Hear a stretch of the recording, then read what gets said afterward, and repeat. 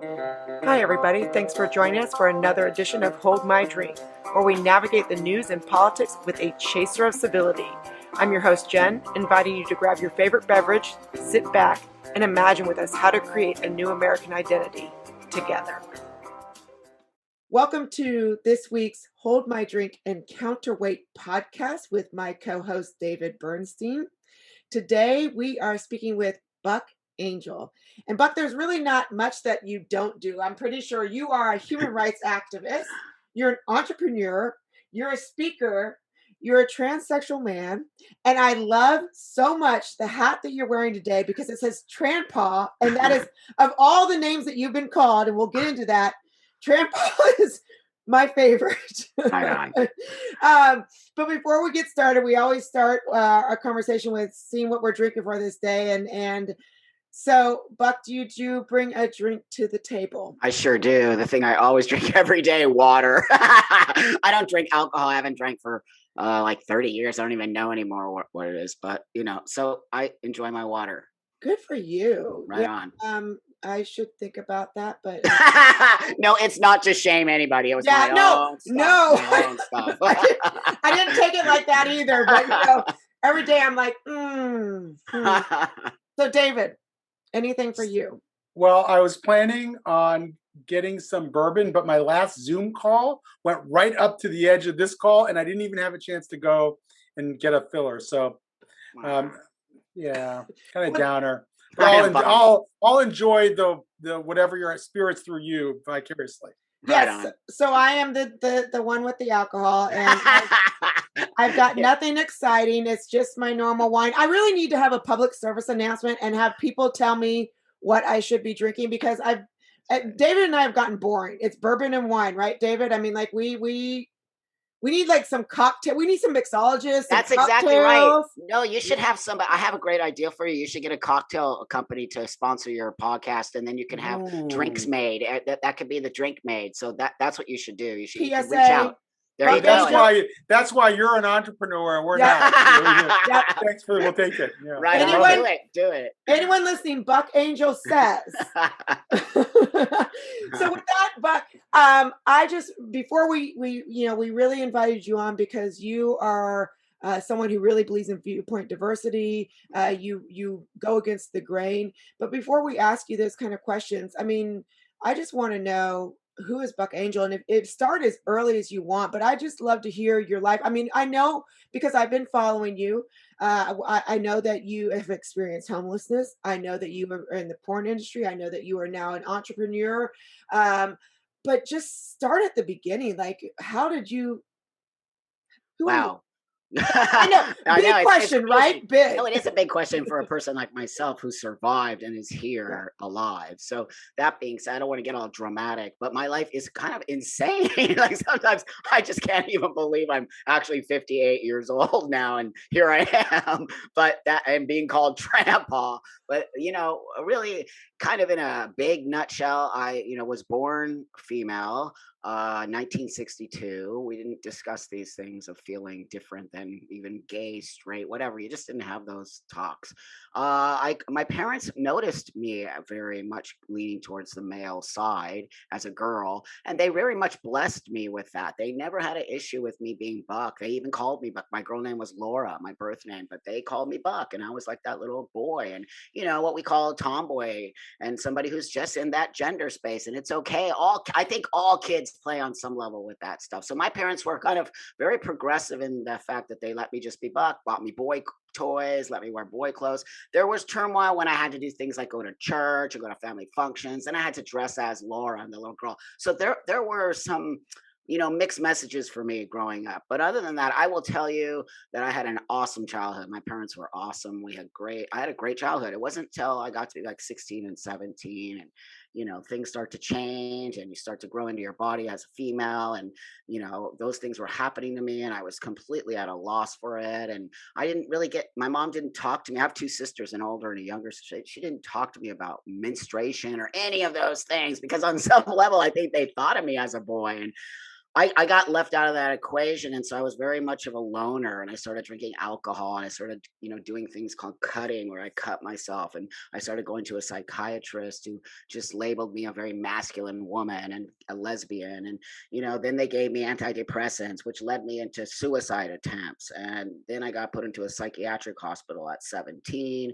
Finally got out of there with still depression. Ended up not graduating high school. I became a really great runner, and I was sought after by Olympic teams like Nike, Adidas, all these. But I just couldn't focus, so that just fell out from underneath me. And then I ended up basically a model because someone could discover me on the streets in Hollywood. And then a picture was put in elite model management. I literally became an elite model and was traveling to Europe, and I was in London, and I was drinking alcohol because that's when I was raging alcohol. Just nope, don't put an alcoholic in the middle of London. And then I was a mess. And then I was getting into fights with dudes, and I was showing up to casting calls with black eyes. And, I was a girl, and they were like, who is this crazy person? But I was most definitely on the forefront of androgyny modeling. That was really when the whole androgyny thing started, and I was one of those models. But I just didn't make it, and they ended up sending me back to the United States, where I had no friends, no family. Everyone had disowned me, and I ended up homeless. I discovered crack cocaine, and from that I discovered prostitution. And I would dress up like a boy with a hat and baggy clothes, and men would pick me up, and I would just do little, jack off things or whatever for money. And I would make enough to buy crack until eventually the ice, got taken home by a guy who almost killed me. And then I escaped. And from that moment on, I've been sober. And then I figured out that I could see a therapist who understood what I was talking about. And when she said, I understand what you're saying, because everyone else said no, that's when I started to transition 26 years ago, prior to internet, anything, no research. It was very difficult. I was the first person for both my top surgery and my endocrinologist, who told me basically I'll be his guinea pig. And so that was really where I was at. My mantra was, if it doesn't work out, I'll kill myself. So that was really what I lived by. If this sex change thing, what we called it, doesn't work out, there was nothing. I didn't get to go Google sex change. I didn't get to Google what does it look like to be a trans man. None of that. I went in at full on blind. Just, God, please, universe, take care of me, because I'll just kill myself. That was like my out. Like, once you start shooting testosterone, if I start looking like a weird, crazy monster, I'm just going to slit my throat. I mean, it was that easy for me to say it, which, if you think how profound that is for a youngster of my age, which I was in my Yeah. late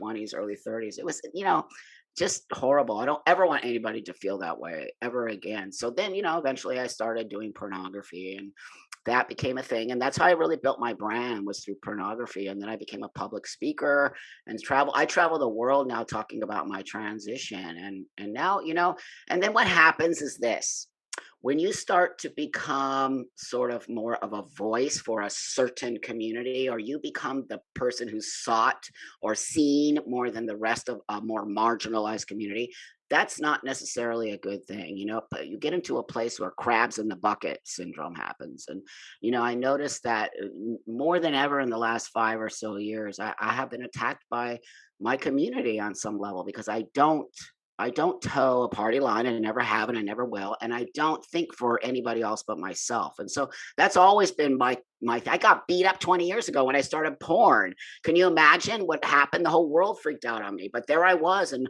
I withstood that in order for other guys to be able to come out. So when I start getting called names from my own community, I'm like, something's wrong here. Something's just not, because I never got so much pushback since the last 5 years. So that's kind of where I'm at. And I'm a very outspoken activist of a person who believes in the things I believe in. And so, because of being so outspoken, sometimes that's not a good thing in a marginalized community. And on that note, I know David's got a lot of questions too. Just, I want our audience to know, what is it specifically, if there's one thing or a few things that really have got you becoming a more controversial figure. So what is it? Yeah. So what that is my identity. And so my identity is called transsexual. And the reason that I'm a transsexual is because that's what I am. When I transitioned, that was what we called it. That's I transitioned from a woman to live as a man. I did not change my biology. I did not change. It's not possible. It's physically in reality impossible. I changed the way I look to fit the way I feel, which is what we used to call a sex change, and so that I could live in the world as a man, and the world could see me that way. And what makes me controversial is that I did not have bottom surgery. I chose to keep my vagina and live as a man who has a vagina. But that being said, within my community, they started to remove this identity transsexual and started calling it a slur, antiquated. There was a whole flip swing in our community that just was against everything I ever stood for in my own transition, which was to live as a man in the binary and not ever have to worry about being female again. And that sort of felt, I think, on some level, people in this community, the newer, younger generation, felt attacked by my community because they don't, it's a whole other thing now. Transgender is an umbrella term for a variation of all gender variants. But for some reason, they tend to leave out transsexual in that equation, which is fine because my identity is specifically a medical, gender dysphoric, specific space where we go from one binary to the other, we get surgery, and we want to live in the world as men and women. That's why it's very specific, and it really works for many of us that are like myself. Mm. So it's wonderful to talk to you because I don't feel like I'm walking on eggshells. Right Um, on. I totally already love you, dude. like, I want to be able to get to know the people I talk with, Right. and whether it doesn't have to be on a podcast, it can be over coffee. And if I feel like I have to use their code in order to have a conversation, and I might use it incorrectly, and then they're going to call me out for it, it's not really a good conversation. I don't really actually get to know them at all, and so I don't. You already set the tone in a way that allowed me to say, okay, I can pretty much ask you whatever you want. If you don't want to say anything, you won't. Um, so, um, why do you think that coded approach, the eggshell approach, is taking hold in the trans community in a way that makes it hard for people to actually get to know them better? Yeah, it's an excellent question. And I really appreciate you seeing my intentions as opening up conversation and not necessarily going against a community. I'm not going against anybody. I believe in conversation. I've been doing education for since my transition plus more prior to that. So that being said, I appreciate that you see the openness and willingness for me to talk, and nothing can derail this conversation because I'm opening it up for us to have that conversation. So what I see today is this idea that we have to follow these rules and regulations of how to speak to somebody. If you don't do that, then you get called these certain names, and you're not. That's not in any way, shape, or form a community. That is in no way, shape, or form some place that wants to create change. That is a very regulated space, which we would call sometimes maybe fascist or cultish, because you are told how to speak and what to speak. And that to me is not a community. A community is a bunch of people with different opinions and different ways of being, but one ultimate goal. Isn't that a community? So I'm like, wait a minute. So I believe that they're shutting down because that's what they're doing. So because what you came to me and said to me right now is exactly what the world needs to hear. You're walking on eggshells. When you walk on eggshells, that means you're not going to learn. That means you're going to be stuck in that seat, sit down and shut up, is what they're telling you, because you do not get to have a voice in this conversation, even though it affects you on some level. It might not, my community will affect you on some level, maybe not directly, but on somehow indirectly. And that's what this community isn't seeing. When they tell you to sit down and shut up, you don't get a new voice in this. That makes no sense to me, because that's not how I've gotten to where I've gotten, and how I've made a lot of change in the world because I invite that conversation. So does that make sense on some level? Oh, for sure. I'll just admit something here. I used to go to a synagogue that there was a trans man, and this is and it was the first person that I saw on some regular basis who was trans, and I didn't really have a category for it in my mind. I mean, I certainly knew a lot of LGBT, lesbian, gay people that and over time I understood. I go with my friends to the gay bar, on a Wednesday, which was everybody night or whatever. But I didn't have that etched in my mind yet, and I sort of stayed away from her. And because it felt awkward. I just didn't feel like I had the language for it. And I had other experiences where I've gotten to know people, and then even I would say since we've been doing the podcast, and it was with Xander, it was with Debbie, and now you, I feel like I've been empowered to explore, and whatever about me made me put up walls to that person, those don't exist anymore. Um, and I just wanted to say that you're the guest, not me, but I just wanted to say that I think that that's really opened up a world, and I'm fear now. It makes me understand why the current stilted language is just so dangerous for society. It keeps That's right. people locked into that way of thinking, that way of unable to relate to somebody else. And that's what we really are trying to do, is create a society where people can relate to each other more easily. Yeah. And That's and right. so now that we've really gotten that, I want to ask you another question. It's a question that I've been asking others that I struggle with. And Jennifer, you've heard it before. There's the idea of sex, and which is biological. As Xander says, we're mammals. And there's the idea of gender, which some argue is socially constructed, and or at least partially socially constructed. And there might be some important nuances there, by the way. Totally. And I don't understand why we have to either view it as sex or gender. Why we can't say that, yes, I was born a certain natal sex, man or woman, and yet I identify as this gender, and you should respect that, and I should respect the fact that you choose to live that according to that gender. That's right. So you see again what they're doing?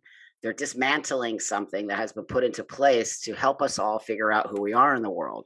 That's why there's biology. And they've been doing studies on biology for how many millions of years or whatever. I mean, it's an actual real space in the world. And I will Right. guarantee you 99.9% of the world believes in biology. We could not be where we're at today if we did not. So this particularly now are we it's quite funny what I'm going to tell you. But how big is the trans population? 0.3 or some craziness, yet they're so powerful. My voice went because I'm like, whoa, how is this happening? How are they creating a language to dismantle, right? So part of this is to dismantle the patriarchy, part of this is to dismantle iconoclasm. It's to dismantle a societal norm that they feel to be against what they think will make a better world. So that being said, I get that's why they made sex/gender now two different things. And it's to confuse us. It's to also let people say biology doesn't exist. Everything is socially constructed. What you said earlier, I do believe on some level, parts of gender are socially constructed. 100%. Agreed. My hyper masculinity, because I wanted to be a man, whatever that means, right? Well, do we even have an identification of male? Whatever outside of the biological. I Mhm. wanted to be this type of man. That's socially constructed. I'm sure we can all agree on that here. But my actual biological makeup will never change. I will always be a biological female. So I really believe that the things that are coming out of this particular small part of the world, the transgender agenda, which I like to call it, is to dismantle belief systems so that they can now create other places that will make sense to the world that do not make sense now. Hmm. I don't know. I sound crazy, like one of those wingnut No, conspiracy theorists. but there's so much danger in Yes, that. I mean, it's trying to create a world that isn't now, but it's a world that's based video on games. Video games. yeah. Seriously. Right. So you think what they're doing is they're positing some kind of utopia that actually doesn't exist anywhere. And as a result, they're pushing sort of a revolutionary model that won't revolutionize us to anything better. That's But right. rather, what we need is, That's it it. appears to me, is some kind of incremental approach that makes people more understanding over time. And I get it. If you weren't, it would be better to maybe be born 30 years from now, or than it would have been 30 years ago. Mhm, In that way, when society becomes even more understanding. But mhm. but they're rushing something that may not be, that you can't rush. Oh my God, I transitioned 26 years ago. This is why it upsets me. I've transitioned against all odds, you guys, all odds.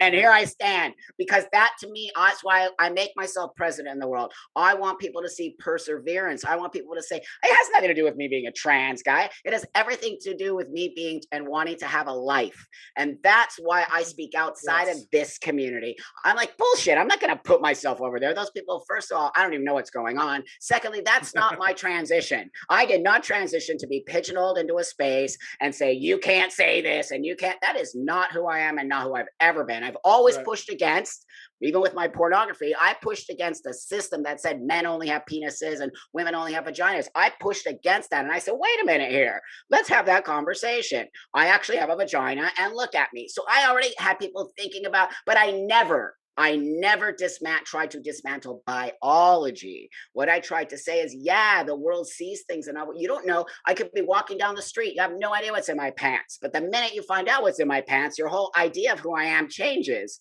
These are the kinds of ideas and things I wanted to bring to the world, that we need to start to coexist. I want to coexist with you guys. I want to have drinks with you. I want to hang out with you. I don't want to be isolated as this trans guy over here because we've now put ourselves into this little, that's the thing that's so funny. They're hypocrites. They're 100% they're hypocrites because every time they say we need this, but they don't care that other people need something as well. It's only about them. And when someone else has an opposite opinion about it, they shut that stuff down as transphobic, as turfy, as how come we can't listen to women? Biological women are saying something. Listen to what they're saying, and then we can have the conversation. But when you immediately say you're a turf, there you go, right there. See, it created a space to shut down the conversation. Is it different? Is there a generalization to be made that that trans men have a different than trans women, and why? Why is that? Well, again, I'm going to go to society and societal norms and the way I was raised as opposed to the way you were raised, right? Because I was born a woman. So I was raised that way. And I was totally raised in a space of femaleness. Even though my parents raised me as a boy, I still I was still a female. And so I still got, those messages, and I was still biologically female. And I'm telling you, do we understand nurture versus nature? Do we understand things that are innately biological and things that are not? I have an 8-year-old son. Let me tell you about an 8-year-old dude. Totally different than an 8-year-old girl. So, but at the same time, what am I doing that's, maybe enforcing those societal things, right? So we get reinforced in our way of being. And so as a trans guy who's coming from a female space where we're told to shut up and sit down all the time, right? And if we say anything, we're bitches. And, if we have a lot of sex, we're whores. And it's just like insane what they say to ladies. But now as a dude, oh my God, I could say anything and do anything I want. I could have a sex with a million chicks and I'm a stud. So it's like, I'm like, wait a minute here. Why is the scale so uneven? And there's anyone who could talk about it. It's a man who lived as a woman for half my life. So I do, and so these trans women are coming from a space of socialization as men. If you see, there's a different energy with trans women and trans men. That's why you see so many more trans women with voices than trans men. Interesting. Can you flesh that out a little bit more?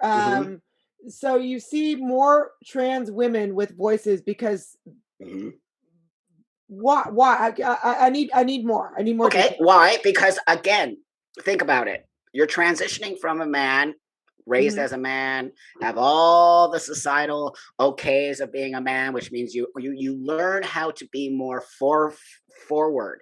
You learn how to walk into a room and command that room. You learn how this is a learned behavior. So now I don't care that you're changing your outside to fit your inside. What does that even mean, right? So now you're literally changing your physical space, or you're self-IDing in the world as a woman. And then you're just coming into the space and saying, I'm a woman now, but you have been raised in this male space that has told you can walk into the room that way. Whereas a guy like me was never told, or I had to reteach myself that it was okay to walk into the room that way. Does that make sense? Now it makes sense. And oh my gosh. So you see how come that's why their voices, they have learned to present themselves in a way that's more powerful than trans men. Okay, yeah, my mind was just blown right now. No, thank you for giving me that clarification because that was really helpful. Mhm. Wow. So it's why when, again, I was raised as a woman. So that means half my life I had to deal with the bullshit women have to deal with on a daily basis. Most transgender women never dealt with that. If they transition later in life, they never dealt with what I dealt with. So I have a different eye. I have a different eye on the equation of Mhm. biological women saying, hey, wait a minute here. We want to have a conversation about what this means to have trans women in our spaces. I don't know why that's a bad thing. I don't know why we can't have the conversation. I don't know why when J.K. Rowling says sex is a real thing and we will welcome trans women in our space, but you're a trans woman. You're not a woman. And so why is the trans community fighting back and saying trans men are men, no, we're not. We are not men and women. We are Mhm. trans men and women. And when you take that out of the equation, you not only hurt me by my own experience of living as a trans person and future trans people, but you also hurt me medically. And I'm not the same as you over there, my friend. I don't have to say, I don't go get a prostate exam. I have to actually go to the gynecologist. So how am I the same as a biological man? You Mhm. see, this mixing Right. and molding and mincing words together will do It nothing but actually, hurt right. us. Yeah, You can't solve problems that way if you don't diagnose them correctly. If that's you right. if you pretend that That's right. something else is at work when it's not, then you don't come up with the right solution. So that can That's be in right. the medical field as well. If you That's have right. to, and then you don't get the right kind of medical care you need. That's Um, right. And it's not in any way, shape, or form being disrespectful to trans people. Why would we pretend like we're something else? That's where I get really weirded out. That's where I'm like, hey, wait a minute here. You are totally trying to take over a space. And women are saying, hey, wait a minute. And I said, flip that narrative, my friend. What if all the women wanted to start calling themselves trans women? What if? And then everyone's just like, right? I always make those. So I used to say it to men all the time. I said, because they'd be like, you're not a man, you have a vagina, you're a woman. I'm like, shut up, dude. What if someone cut your penis off tomorrow? Are you no longer a dude? I remember I used to say it years ago, and they would just be like, because it would make them have to think. So it's like, switch the narrative, people. Like, what if women were right. just like, fuck you, we all want to be trans women, and we're taking away from your experience? Like, I'm all about coexisting. When we learn how to coexist, right? When the Jews and the Palestinians, when the fucking black people and the white people, when the gays and the straights, when we all learn that, look, we are allowed to have our own space in the world. But what we are not allowed to do is tell people how to fucking live their lives, whether or not they're in that space or not. And then maybe I want to learn about this. So how do I learn about it if you keep pushing me away? And Right. yeah, it's just it frustrates me as an elder in the community who's really done a lot of work to try to get. I never spoke in my community. I spoke out of my community to people like you. That's been my work for years because I have so much respect around the world because I have always come to the conversation with a complete and total like openness. I'm totally open to anything and everything because I want the world to learn from me. Right. Well, life is so much more fun that way too, Totally. I don't right? want to hide who I am, and I never will, ever, ever. But I've got to go. So now you brought something up. I've got so where there is this tension within the trans community. I kind Mhm, of have two questions now. My first question was going to be, is it often really trans people? I mean, I think a lot of it are mhm, people who are trying to portray themselves as allies. But mhm, so I'm going to add to that. So are most of the people who are say against you and what you're saying, or who are very adamant about trans women are women, trans men are men, mhm. are they A, allies, and B, if where they are part of the trans community, would you say it's more trans women who are making this pronouncement No. based on what you said? No, here's what it is. I have a lot of love in the community, so I don't want to misrepresent that as well. I do have a lot of love.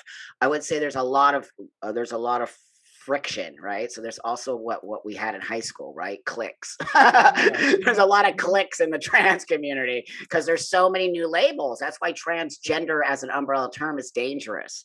Xander probably agrees with me on that. It's mhm. just dangerous as hell, and you can see exactly why. It's literally eating itself alive. That's why a lot of us just pulled transsexual out of it. We don't want to be part of that turmoil that's going to eat itself. We see it all. We totally just like, whoop, we're out of that. And Yep. so that being said, I really feel like it's the younger trans generation. It's not the young, it's the 20 something year olds. Mhm, mhm. And Why? so Why? Why Because do you they think this has affected the younger yeah. generation? Yep, because I challenged their idea of trans. And so what they're telling everyone in the world is that you do not need gender dysphoria to be trans. And I'm like, I'm challenging you. That's not true. That is not the actual definition of trans. Well, it is now. We changed it. I said, but you can't change something that's already being used. That's called co-option. You Mhm, co-opted mhm, a whole community and changed mhm. it. I go, that then where do I stand? Because I have gender dysphoria. I transitioned 26 years ago before you were born, and now you're telling me I don't exist. So I'm like, how fair is that? And they're like, well, you just need to get on board. You're old, so just sit. They basically tell me, some of these kids, like, sit down, shut up, we'll take it from here. I'm like, who Right. talks to people like that? Secondly, no, I'm not going to sit down, and you can't make me sit down. I can play that game, friend. So that being said, it was a generation of people who feel that I'm threatening to them because we have these. They think for some reason I'm anti non-binary, which I have never said that. I never am. I said non-binary is not trans, and that's before it became an umbrella term. And so that just been a huge shit show. And everyone now that they can't let go of it, they just literally bite my ankles every day. You're anti non-binary. I'm like, can we talk about something else? Because I'm not, and now we can move on. So, And so let me. Katie Herzog, who's a writer and a yeah, podcast friend. person. She's a friend. And, oh, is she? Yeah, She's really cool. yeah, And I love Blocked and Reported. She wrote a piece for Andrew Sullivan's Substack.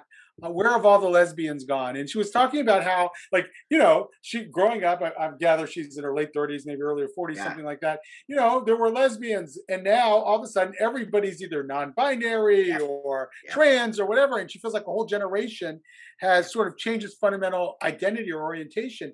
And I guess in my own head, I was thinking, okay, is that because we've liberated ourselves of the demands of gender, and so people have this new way of identifying that's more authentic to them, or are they being pressured out of being either lesbian or gay identity, Mhm. and in order to be part of the new non-binary trans craze? I mean, That's right.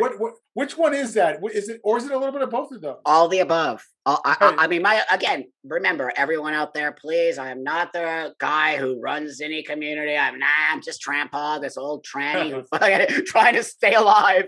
I'm, Right. I'm not the end all be all. It's Right. everything you hear on this podcast is my opinion. So that being said, I think all the above, and I think, I do. Kids are always looking for their identity. Come on, Yes. man. I was a Yes. punk Yeah. rocker, and then I was a Yeah. sports guy, and then I was a surfer, then I was a skateboarder. I mean, it's the same to me. This is okay, and that's the other thing I need to say is that transsexual is not an identity choice.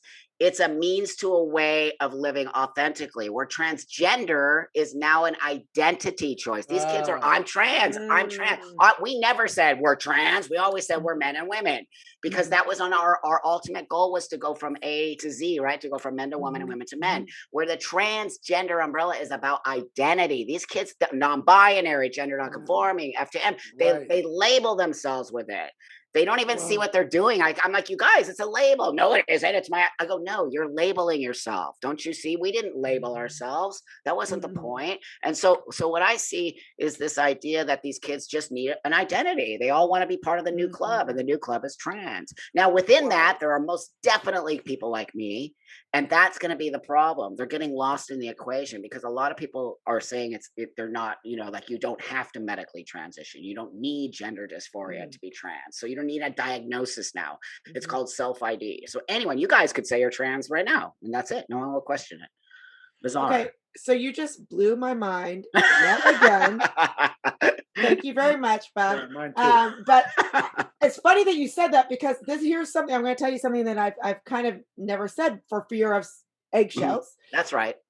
A friend of mine one time said, and I want to get your feedback on this. So I'm not saying this because I necessarily believe it, but they said, remember when we were, we're all around about the same age, when we were kids, if you wanted to be different or kind of like a little edgy, you were goth.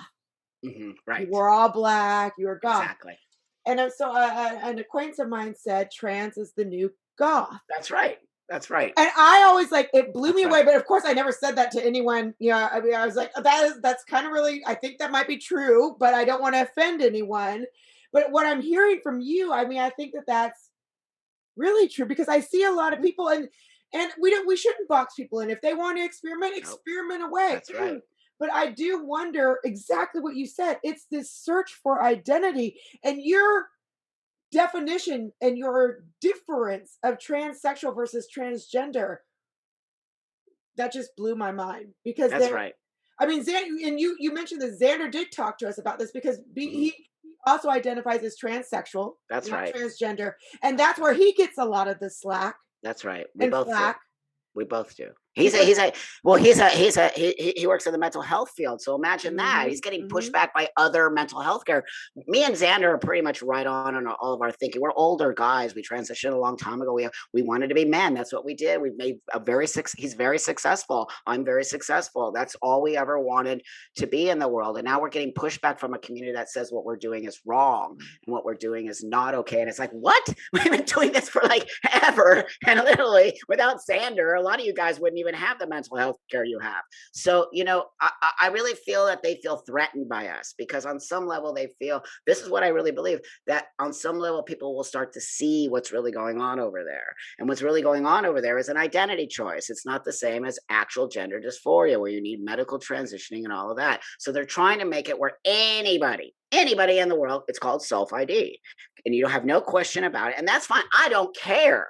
Honestly, I do not care. It is totally however you need to. But what I do care about is the guys like me and the girls like me and the youngsters like me who are going to get caught up in this thing and might maybe not being taken care of the correct way they need to be taken care of because yeah, now we don't have mental health care. We don't have the system we need to be having in order. Right. I never looked If back, you guys. I've never looked back. 26 years of right. ever. So the danger in a way is if everybody's trans, then nobody's trans. In other words, if then you ignore the kid who really needs to make a right, change, right, That's and right. because everybody's he's just caught up in the social contagion of That's trans, right. That's right. so let's talk about that for a second. One of the hot issues, hotly contested issues, is trans teenagers especially, Yep. and what to do about it, and what to do about it if you're a parent when your you know 15-year-old comes to you and says, I think Mhm. I want to be trans, or I'm trans That's and right. I need hormones. That's right. um, and how do you make sense of that? On the one hand, the last thing, if you're a thoughtful parent, the last thing you want is to hold your child back from an authentic That's change. right. But you also are like, okay, this is a teenager who one day likes one food and the next day doesn't like that That's food. right. And so you don't know how to make sense of it. How would you help somebody like me? And I will be honest that there's somebody in my family who has struggled in this way, who probably has dysphoric. How Mhm. would you how would you advise me in dealing with that? It's a great question. So, because this is also really very I get into some trouble with this because being an older guy, I just can see things. And so, so what the first thing I would say if this person is 15, 100% the parent needs to get them into a mental health care professional, first and foremost, therapy. Yes.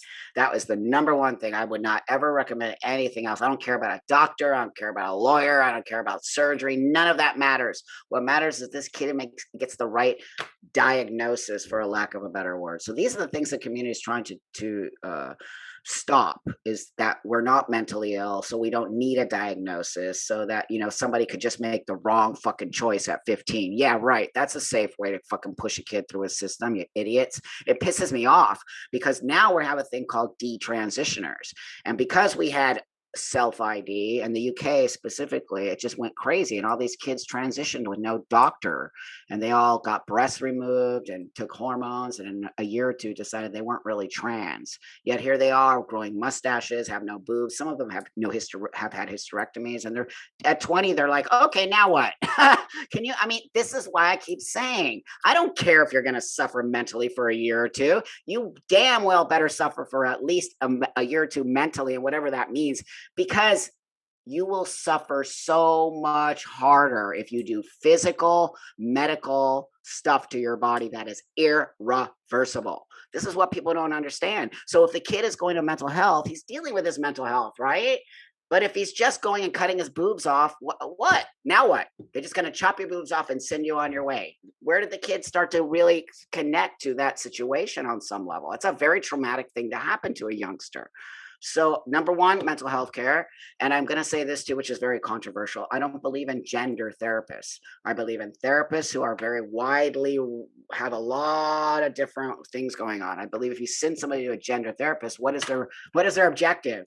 Right. Right? So They're already there's bought that. in. There you go. So I'm like, Mhm. fuck that, man. I didn't go to a gender therapist, yet my fucking therapist figured it out. And she had no skills. If they're a good therapist, they're going to help you find that space. Right. Maybe there's other things going on with you. We don't know. Just because a kid says they're trans, there's no way that's 100% all the time. Especially now, today, with social media, influences, all the things that you could say that could make you trans, right? So and secondly, love and compassion on some level that says we love you. Let's talk about it. Let's figure this out together. I love you as my child, and I want to make sure you're a badass adult. So let's gonna do this, and we're gonna do it slowly, and we're gonna do it correctly. We're not gonna push you into this. Maybe eventually we get you a binder, we get you a packer. We do the things that start to make you feel so masculine that you walk the world feeling less traumatic. That's what my parents did. They socially transitioned me. They let me be a boy. It was the most happiest childhood, man. I was a badass. And that's just socially transitioned. So I don't know. My beliefs are a little old school, I think, and a little more conservative in that. But again, I've been through a lot as a 26-year transition guy. And so I just see things in a more conservative space. What about the whole athletes issue that Yeah, that's a continues? whole other shit show. Again, no one wants nuance. Come on, man. Does anybody even know what the definition of nuance? I'm like, what the fuck? Things are not black and white. Nothing is all the way this way and all the way that. Yes, trans kids should be playing sports. What does that mean? It's bigger than just let's make trans kids in there. We have to have the conversation on both sides. So yeah, I won't tell you that I agree or disagree with it. Well, I'll tell you this: there's a difference between 8-year-old kids, 10-year-old kids, 12-year-old kids, even maybe 14 or 15. They're able to play together, boys and girls. And physically, there's no difference there. So it's all good. But we get to be a place where you start going through puberty as a man, right? And even as a woman, those things change your body. They change the way they change your strength, everything. And anybody who's going to disagree with me, I can't have a conversation because you're not in reality. It is an actual factual thing. Men are stronger than women. And so if the person is going through puberty at this age and now they're going to transition to a woman, well, come on, there is going to be a little bit of this. We need to have the conversation. And also, why are we not asking biological girls how they feel about it? Are they cool with it? Like, because it's now going to it's going to come on their side, right? So we just need to. I really think trans kids should be playing in sports, but I think we also need to figure out how to do it where everybody feels comfortable and everybody feels safe on some level. And now we get to the adult stuff where we have MMA fighters, and we have people who are now lift weightlifters that are Mhm. like doing world records. Of course they are. They used to be dudes, and they like literally came in, transitioned for 1 year, and just ripped that world record right. I'm just like, come on, man. There's no way I can be the only trans person that's like, come on, man. But people are scared in my community. They're scared. That's why people all the time like are behind my back. They're like, dude, keep going. Right. They're like, I can't say anything, but I get it every day, man. People are like, you're a What, badass.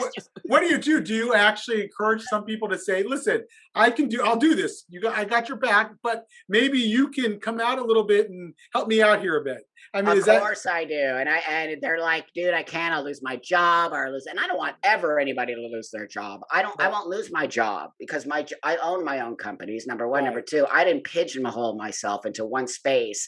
I'm all over the place and I create stuff for the world. I don't create stuff for one specific group. And so that being said, I'm not fearful either. Like, I'm just not fearful to be canceled. I'm just not. And so if I don't put that out there, it's not coming back to me. People, if there's a guy out there just like writing all kinds of nonsense about me, but I'm like, this guy's saying, I go, who cares? That's his problem. You think he looks good talking like that about me?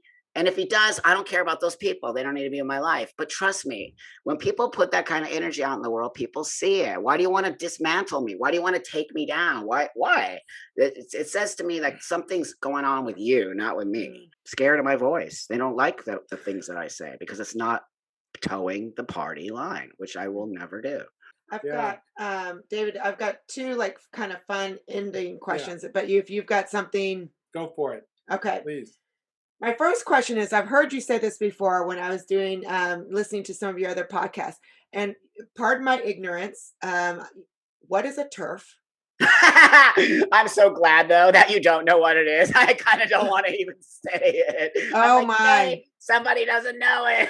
Oh But my. my partner keeps reminding me, dude, you're in a bubble. The rest of the world doesn't know anything about these trans people. All this shit that, it's like a little and that's why I always have to get a reality check. Why am I getting sucked into this nonsense? So a TERF is a trans exclusionary radical feminist. It's somebody who's a biological woman as yourself who doesn't believe that trans women are allowed to be in women's spaces. And you don't believe that. I don't believe that. What I'm not going to speak for you, but I pretty much wouldn't No, probably be yeah. on your show if you were. Right, But right. yeah, I just wouldn't because that's not the nature of who I'm at. I'm an activist for everyone. That being said, exclusionary. What does that even mean? Like, it just means these really hardcore women who are saying you're not a woman, you're a man, and those people suck, and they're not cool, and those are real TERFs. But I've learned to understand that TERF now is a slur, and they use it for anybody, and this is where they fucked up because they use it for anybody who disagrees with them. So I'm like, now you just ruined it because now it doesn't mean anything. Just like transphobic, when they start calling me transphobic and they start claiming I have this is my favorite, which I'm making a t-shirt, internalized transphobia. They're like, I have internalized transphobia.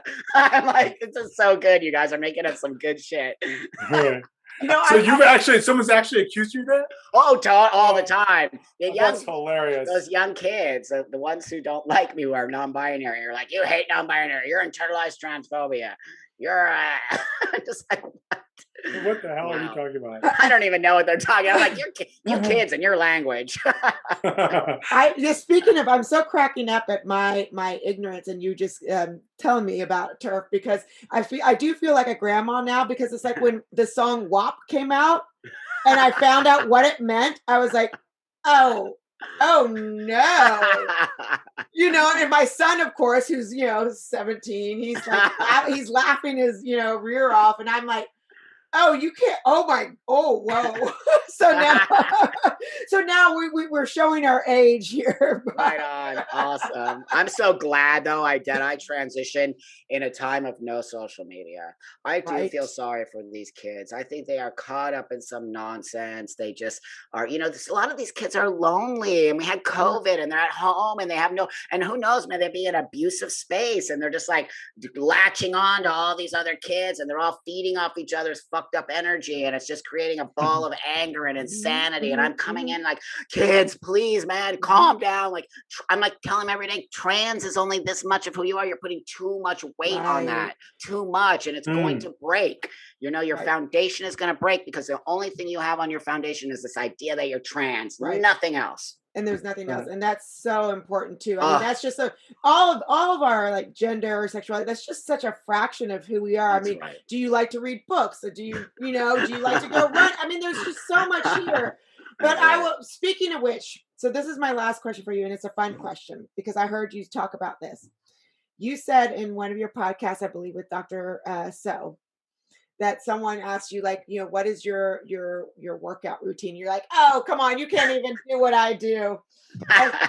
As someone who is a gym rat myself, I am going to come to you and I'm going to ask what your workout routine is. And you know what? I want it to be part of, it doesn't have to be part of this podcast, but I'm going to write it down, or at least something in the podcast blog. So but don't have to tell the actual routine, but you said earlier in the podcast, that was really important to you, that yes, the physicality.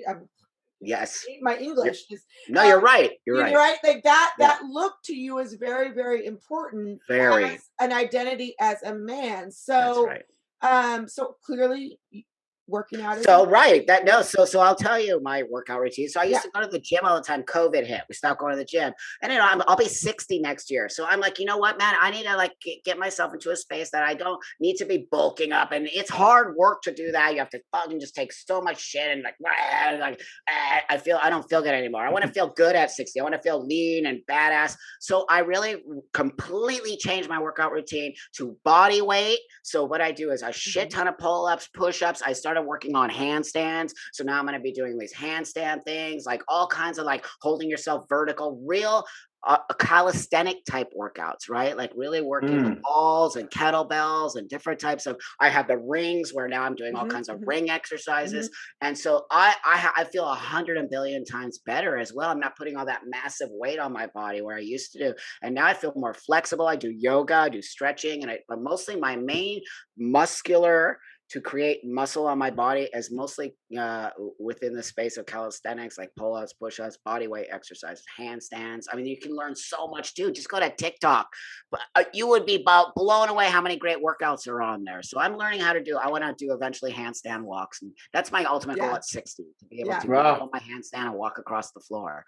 That is, you know what? I think I have a new entrepreneurial pursuit for you is, a Buck Angel workout Yep, video. right on. You're Well, we not don't the do first. videos, Yep. whatever. But No, an app.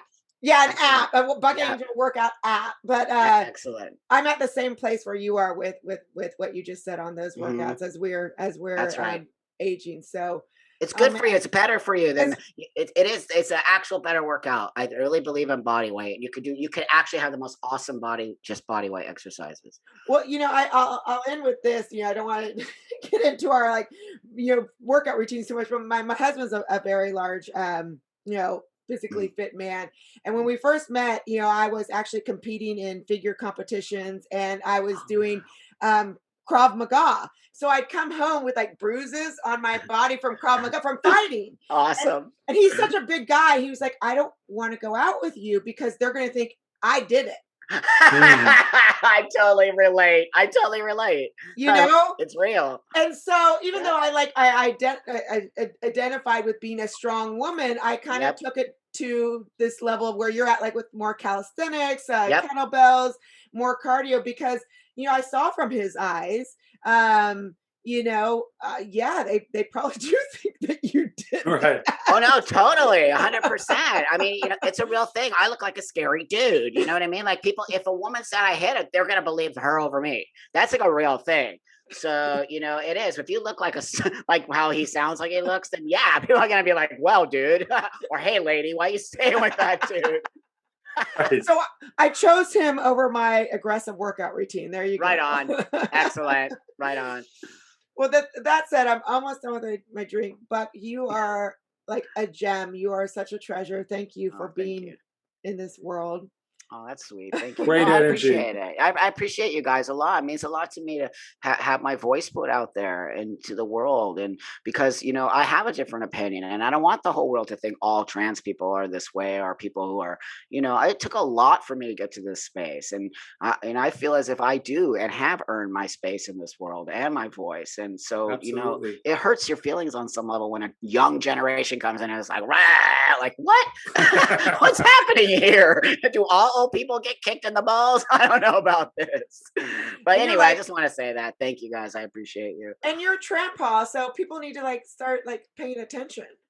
Yeah, I mean, just have a conversation. We don't Just have have to a agree. conversation. I don't care. No. Don't agree with me. I'm old and I have different taste in music. It's all good. Yeah. Right. It's all good. And we can still like, hug and sing kumbaya at the end of the day, That's whatever. right. I mean, the What the ultimate goal. hell? But what did I say from the beginning? It doesn't matter that we have a different opinions. What matters Right. is what is our ultimate goal. Me, you, all of us sitting here, our ultimate goal is to live in a free world, in a free society where we can do the things we need to do. But you also need structure. It's why when you said police officers, we need police officers. This idea that that's just nonsense. We have to have that. We don't structurally have that. Good luck. I want to say to all the people out there before I leave. Good luck next time you have a problem, and I guarantee, I swear to God, try not calling the police and see what happens. There you go. Yeah, it's a real thing. It's hurtful. Not all police are bad. No, no. I mean, there's always room for conversation in that as Right. well.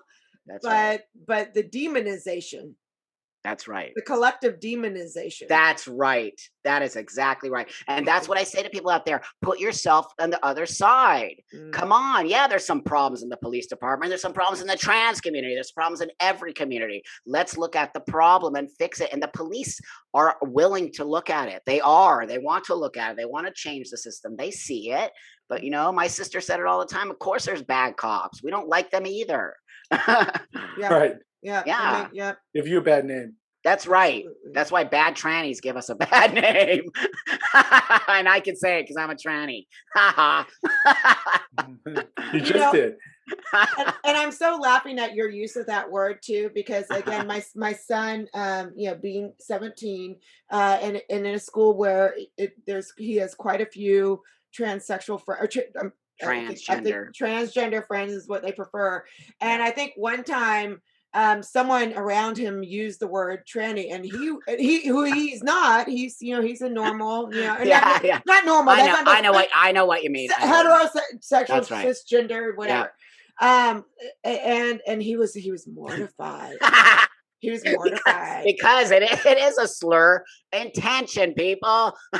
Everything has intent behind it. Every word you if I say to my gay buddy friend over here, which I do every time he comes over, hey faggot, like it's the intent. He's my Right. faggot friend. Right. And so the same I have no problem being called a tranny in the intent that you're playing with me. Hey, you Yeah. know, it's like a gross if you're like, look at those Sure. gross trannies over there. Like that's gross. But everybody has slang. We have slang for all kinds of different places. And if, like, you know, Mhm. you understand that and your intention on everything, then we don't have to be shutting down everything as a slur or a bad thing. I don't know where these people think they're going to go live when they try to shut down the whole system in the United States, because it's not. They're going to be like, "Where's the old America?" But it's Yeah. not just that. I mean, you touched on something. I'm sorry, I keep on saying I'm gonna let you go, but Okay. I mean, it's humor too, right? That's right. I That's mean, right. we used to be able to make fun of each other, even That's right. our immutable characteristics, That's you right. know? I mean, even that we used to make fun of, like you were just saying, like That's faggot, trendy, Yeah. you know, I've had friends of different races call me a cracker. It's That's right. funny It's because the hilarious. intent is to be humorous, is to laugh at That's what right. we're taking so seriously. What has been put into a space of ugly, gross shit. And so people have reclaimed the word queer. Now we have all these non-LGBT people calling themselves queer. It's like, what? Wait a minute. That came from our space, but whatever. Go ahead. But you see what I mean? A queer was a horrible word. I can tell you guys from my Yeah. generation hate Mhm. that word. Slaughtered. Gay men got slaughtered over the queer word. But here we got a bunch of, you know, little fucking girls running around in fucking Berkeley College or whatever going, I'm a queer. I'm like, yeah, well, if you understand where that word is coming from, then I'll be cool with it. But they just, you know, so they pick and Yeah. choose. There's this pick and choose of what we can and cannot say. You know, that's really interesting. So I had a friend who, a older guy, probably, well, he passed away, but probably would have been 65 is, came from Detroit, worked in the automobile industry, white guy. Mhm. We were living here in Texas, and I was joking around and I called him a cracker. Mhm. And he was offended because back in that day, That's right.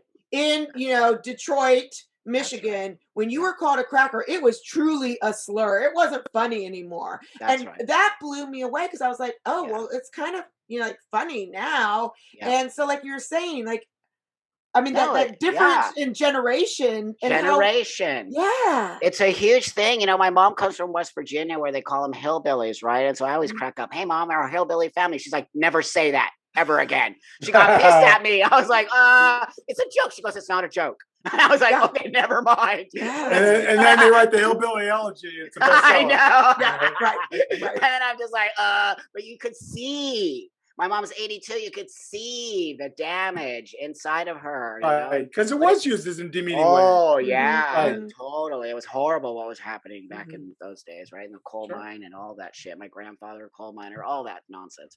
But that being said, yeah, you know, some of these words that you're all reclaiming out there, you got to remember there's history behind these words, Yeah. and so you have to have respect for that as well. And then when you tell me I Absolutely. can't say tranny because there's all this made up, by the the way, made up stuff around it, then it's just like, wow, this control in this community of telling who can say what and when and where. Mhm. That's Right. what doesn't work for me, and it never will. I refuse, and that's why I push back. I push back hard because I'm like, wait a minute, you kids need to learn a lesson here.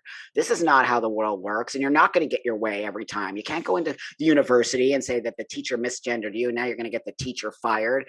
Like what? Yeah, if the teacher's an asshole and they keep misgendering you, I could see that. But one time, two times, it's a learning curve. We're on a learning curve. It's like your teacher giving you an F every time you walk into the class because you didn't sign your name right. Like, right? There's a learning curve here, kids. Yeah. And so this Right. idea, start pushing people out of the conversation because Help them learn. Instead, help them learn. right Yes, on. yes. That's what Right. I'm trying to say. Help. Yes. I'm Right. gonna help you learn, so Right. that Right. hopefully you're not gonna hate the next generation that's coming in and pushing against you guys and Right. telling you all this bullshit. Because I Yeah. think that they're just not. There's part of me that says that they're just hearing wrong stuff, and so I'm not being a savior. I'm just saying, let me give you a different opinion here, kids. Right. Beautiful. And recognizing that we're all individuals, right? So That's I mean, right. That's right. someone might want to be called something, and That's someone right. who looks exactly the same might want to be called something else. And so That's right. allowing people some, grace, Wiggle room. Wiggle and, room. and then you I- correct them, and you go, by That's the way, I'm right. sorry, I prefer That's right. this, they prefer that. Okay, great, thank you for letting That's me right. know. It won't happen That's right. again. But That's to right. demonize again because of a mistake. But that pushes people away. And now all I see is people going, I'm not using my pronouns. Fuck you. I'm not cisgender. Fuck you. I'm not going to say I'm he, her, Right. them. Because people are pushing back, which I said, watch and see what will happen. People will push back on us because we're forcing them to take on pronouns. I don't do my pronouns for that exact reason. Because if I say this, if you can't tell that I'm a dude, then my sex change sucked. That's awesome. Thank you so much. This was so much Right on, fun. guys. and- Right on. I appreciate it. Yeah, thank All you, Buck. Thank you for listening to this episode of Hold My Drink. Like or subscribe to the show and check out the show notes for links to source material and to our website where you can find what each of us is reading every week, different news with different views. If you have a topic that you would like us to explore, drop us a line. And join us next week as we say, hold my drink, and the conversation gets real.